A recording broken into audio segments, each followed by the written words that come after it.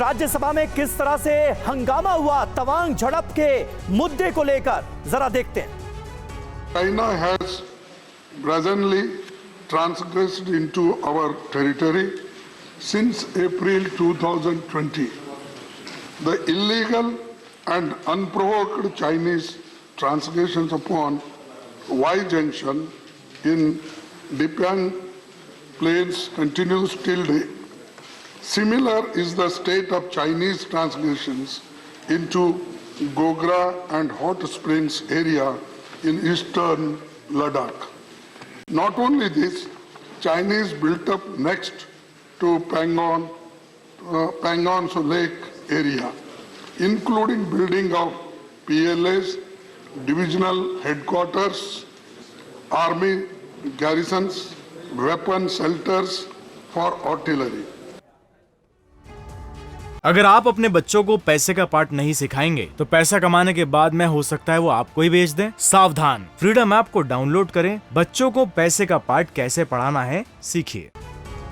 तो देखिए, संसद पर दोनों सदनों में इस वक्त हंगामा हुआ है। तवांग झड़प के मुद्दे को लेकर ऑपोजिशन हमलावर नजर आ रहा है और आरोप तो यहां तक लगाया जा रहा है ऑपोजिशन के कई नेताओं की तरफ से, चतुर्वेदी जी, कि चीन हमारी सीमा में घुस आया। और ऐसा पहली बार नहीं है जब इस तरह के आरोप ऑपोजिशन के लीडर्स की तरफ से लगाए गए हों। जो स्थिति है उसमें किस तरह की क्लैरिटी की जरूरत आप मानते हैं? मैं समझता हूं जो भारतीय सेना का बयान आया है, पूरे भारतीय सब भारतीयों का कर्तव्य है, दायित्व है कि उस पर विश्वास करें, क्योंकि अगर वो उस पर भी डाउट करेंगे तो फिर भारत की प्रभुता, संप्रभुता और फौज के ऊपर आप शक करने लगेंगे। ये बहुत गलत है।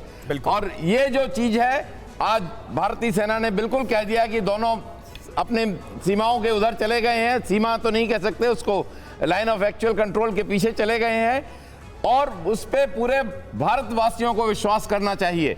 ये अगर भारतीय सेना ने कोई बयान दिया है तो वो ऑफिशियल बयान माना जाना चाहिए, लेकिन उस पे किसी तरह का कपिल सर, शक और शुबह नहीं होनी चाहिए। कपिल सर, सवालों से ही एक सवाल हर बार पैदा होता है। जब भी इस तरह के मामले आते हैं तो सबसे पहले सेना पे ही सवाल उठा दीजिए। भाई, सेना का बयान सरकार के दबाव में आया और प्रभावित। एक बात बता दूं आपको कि ये जो प्रजातंत्र है ना हमारा, और ये संसद और संविधान है, ये आज भारत में इसलिए सुरक्षित है कि हमारा जवान सियाचिन में और गलवान में और अरुणाचल में खड़ा होकर के संविधान और देश की रक्षा कर रहा है। नहीं तो हमारे सर हर बार तो सर यही सुनते हैं कि कुछ करो तो सबूत लेके आओ। सबूत लेके आओ। अब जवान चाइना के सैनिक से लड़े और सबूत भी ले आए। मुझे एक बात बताइए, जिस पार्टी का आदमी प्रधानमंत्री की हत्या करने को बात कर रहा है, उस पार्टी का क्या शर्म है? शर्म नहीं है क्यों पार्लियामेंट में प्रधानमंत्री को क्वेश्चन कर रही है उठ करके?